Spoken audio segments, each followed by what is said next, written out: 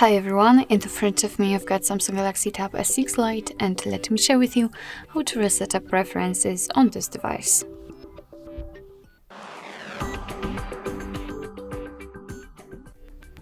So first of all, we have to find and open the settings, and then in this left section scroll in order to find the apps, which are right here.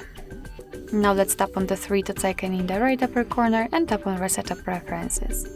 Here your device will inform you that it will reset all preferences for disabled apps, notification restrictions for apps, background data restrictions for apps, and any permission restrictions. What is more, no worries, you won't lose any app data, so simply tap on Reset Apps, and basically that's all. This is how to reset up preferences in your Samsung Galaxy Tab S6 Lite. Thank you so much for watching. I hope that this video was helpful, and if it was, please hit the subscribe button and leave the thumbs up.